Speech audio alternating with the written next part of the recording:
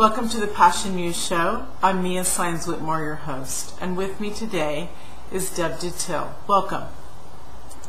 Hello, Mia. It's so exciting to be here with you. Thank you for inviting me to be your guest. Thank you. I'm really grateful that you were able to join us for the Feminine Beauty of Awakening segment, and you're a specialist in relationships and communication. And so I'm honored that you're here to help awaken the knowledge within women and the beauty on your end. I am, as you said, a relationship and communication maven. And what I do is I help men and women in relationships get back to talking and sharing and loving again so that they have the ultimate, fulfilling, trailblazing relationships that they really want and really desire and deserve. And deserve, absolutely. Yes. And that's part of what this series is, this awakening series, is so that men and women can be all that they truly are, which helps allow the male to feel secure and to come in to our space and to support us as we support them. So it's a beautiful interchange of exchanges. Yes, it definitely is. And communication is so vital in any relationship, whether it's a parent and a child, female sisterhood, male and female. Will you share some of your techniques and processes to basically also awaken the woman, to let her know that what she is saying is valuable and that it's important, and she has a right to communicate to her mate, to any man, to any woman, to any person, exactly what she feels. And also remember, ladies, that we need to take responsibility for the way in which we communicate. So, meaning we're here to always put on our best and be our best. Yes, that's a very, very interesting question. And what I work with the way I proceed is first I ask my clients, what is your image of the ideal communicator? What is your ideal image of you in a relationship? How do you want to show up? How do you want to be? And once that's established, we then work on building the gap between how we really show up and who we really want to be and how we want to communicate, because sometimes it's not the same. So we work on things, a lot of limiting beliefs. There's so many limiting beliefs that start with the classic, women should or children should be seen and not heard. Or women might be overly responsible for so many things because of our lifestyle, because of single mothers, because of the career women, just because of society today. And we get all of these limiting beliefs of how we should be. Right. Either from society or as a child when we grew up, from school, from whatever kind of religious education we might have had, or formal education about how we should communicate. Right. Then men also respond to that in their own way, and it can get really sticky and tricky sometimes because we don't understand how each person communicates, and we also end up being what I call bossed around by your emotions and your internal chain of commands and these limiting beliefs. And those, what bosses us around is really the programming and the paradigm in which we've allowed ourselves to live. When we recognize that we do actually have programming in our head, and we've put ourselves in a box or a paradigm type situation, then when we recognize that, we can hop out of the box, hop out of the reprogramming, and it is hard. It's not an easy thing, but nothing that's worth anything in life is totally easy. Relationships can be easy if it's meant, obviously, but there's still always that nurturing. So why not nurture us individually? There you go. And that's really true. Sometimes we forget to nurture ourselves first, or to have that generosity with ourselves. And it's sort of beneath the guise of, am I selfish if I think of myself first? Well, if you think of the typical example in an airliner, in an airplane, they always say, put on your oxygen mask first so that you can help other people. Right. And it's really quite a metaphor for anybody, not just women, but to take care of yourself first, because if you're at the helm of your ship and you're not healthy and you have your own issues going on, how available are you really for a relationship, any kind of relationship, for your children, for your partner, for your professional relationships, if you have a lot of internal things guiding you and not serving you? Right, right. And it's amazing, you're right, how many people allow themselves to, some people use terminology that's rather negative. I'm a doormat, or so-and-so treats me like a doormat.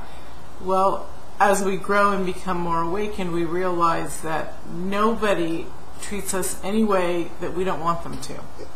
That's true. And self-examination is a big part of that. It's all a part of relationships. It's a part of your intercore relationship with yourself. If you can't examine what's going on with you, your programming, how you want to live your life, who you want to be, how you want to show up in the world, what kind of partner you want, what kind of lifestyle you want, if you can't identify any of those, then you need to.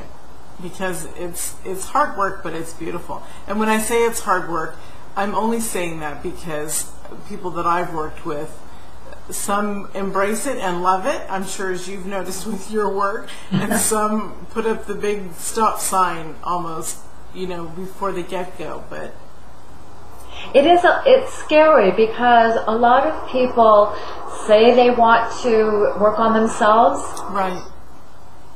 Except that when we start asking the really challenging questions, the ones that are scary, the ones that dig a little bit deeper, that maybe we're not ready to hear, some people just dig in their heels because it's easier. It serves some people some way to not be responsible for things. And until they make that conscious decision. Right, yes.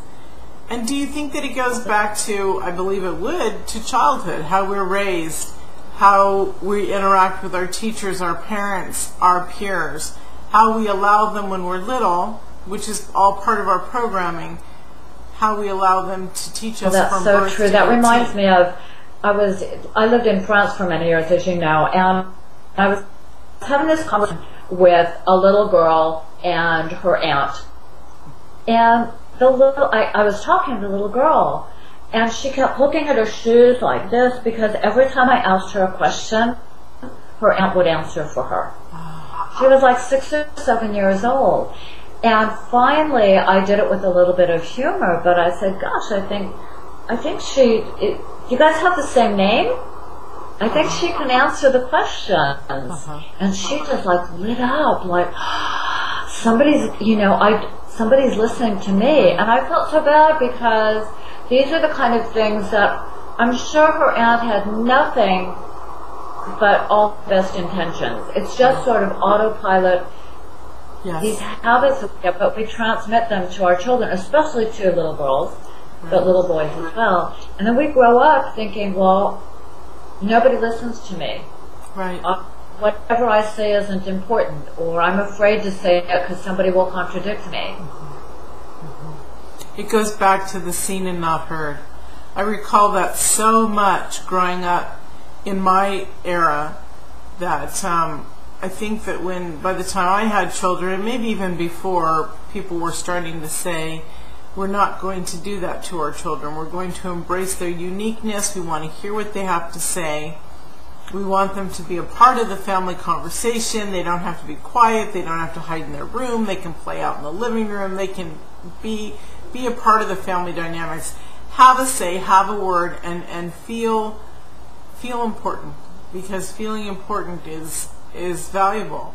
If you grow up hidden under a bushel, you can't really shine your light until you discover that moment when you actually can shine your light. Exactly, and that's so true because we say that relationships are the reflection in the mirror of who we are. And if our light isn't shining back from the other person, from our parents, then we get that impression that we don't have a light to shine, that we're not worthy, that we're not valuable, and our gifts just may not ever see the light of day, which is a shame, isn't it? It is a shame. It is a shame. Yeah.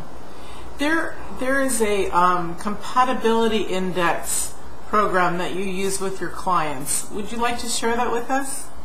Oh, I would love to. Thank you for asking. The Compatibility Index is this amazing assessment tool. It's an online assessment. It takes about 20 minutes. And what it does is it measures your levels of energy, and it really pinpoints how much energy a person might be spending under stress. We don't show up under stress all the time. How much energy people might be spending in a stressful situation, reacting with conflict or making excuses, saying yes when they really mean no, being overly responsible when it just is building resentment because they're not able to express themselves. And so this assessment really shows the client where obstacles are, and then together we come up with strategies to clear out those old paradigms and replace them with patterns that work, with communication skills that serve you, with ways of showing up all the time. And the beauty of knowing your energy levels is not only do you know them for yourself, there are really great benefits. One of them is you know it for yourself. When you start utilizing your own energy levels in a very positive way that serves you, yes, you find that you start creating your life instead of life taking over. Right. Things happen. Yes. And in your relationships, what's is that no matter what the relationship, if you notice what somebody else's energy level might be, then you can adjust your communication style so that you have the most suitable, effective communication with that person. And that's really where it's really a beautiful tool to help you learn those different energy levels. And it's for relationship, I love it. I just love it. You know, it's that old saying or new saying that's been revived. You don't know what you know until you know. And so there were many times when I was wanting to change before I had my huge burst through. There were many times you get these sparks of information that resonate through you, and you think, I'm tired of being in car accidents all the time, or I'm tired of having discord or inharmony. So then you start to track and be aware of exactly when that happens, so that you do change your karmic type energy and how you show up in the world. It is tracking yourself and paying attention and really loving yourself, because if you don't love yourself enough, then you're not going to spend the time, you're just going to let things happen. But when you can see the correlation, when you actually do the work and you see the results, isn't it beautiful? It's so amazing. It is. Yeah. It's really, it is beautiful. And another, just from the beginning, when you have people in a relationship, a committed relationship, and they're just curious. I've had partners in a relationship, when we go through the assessment together, go, oh my God, I didn't know that about you. I didn't know that about me. And when they realize together, like you said, you don't know what you don't know, right? Exactly. It's like a project together. And just that starting point of doing something together is really beautiful as well. Right. It is. And a relationship is beautiful in that sense, because if you can, if you do identify that you are crazy about a certain person for the right reasons, and you both are in the same mode, in the same zone, in the same working towards it, and you can identify this type of stuff and then take these techniques, you're ahead of the game in your relationship with your partner. That's so true, because I find it's interesting. I'm passionate, as you know, about the work that I do, as you are about yours. It's interesting to hear sometimes clients they don't have an example of a certain kind of emotion or behavior. For example, they might not know what it really feels like to be compassionate or to receive compassion, because as a child that wasn't present in their family. And they're struggling because they want to be compassionate, but they don't even know what it feels like. So we have to work through that and allow that obstacle to feel like, to receiving compassion. Right, right. Put that down, that they can really read it and not go, oh, no, that's not for me. That's too scary. It's too woo-woo kind of thing.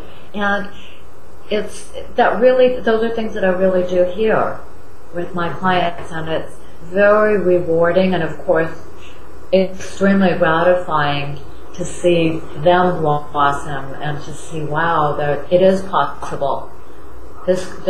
You created a safe space for me, and by virtue of that, I know how to create that with my partner.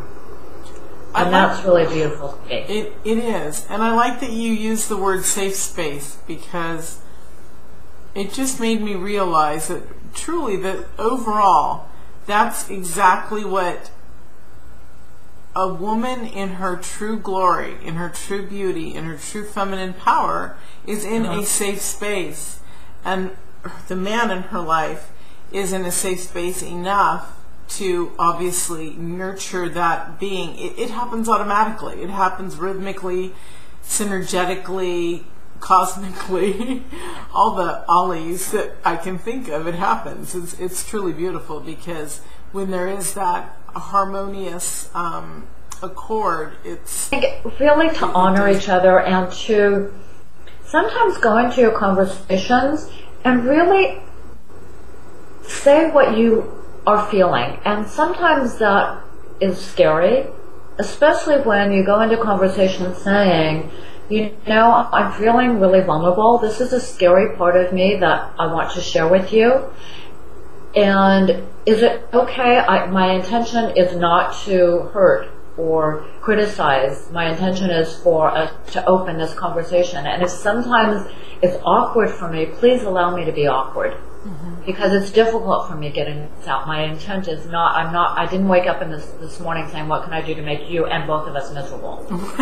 My intent is, how can I make this better? And sometimes we don't know, and sometimes we do say things, but when we extract that emotional part and just go into the conversation authentically and as objectively as possible with an intention of having communication, and allowing ourselves to make mistakes. Sometimes we do say things that are awkward. We're not robots. We don't have the script written all the time. And we don't always know how what the other person might say. It is a two-way, it's a dialogue, right?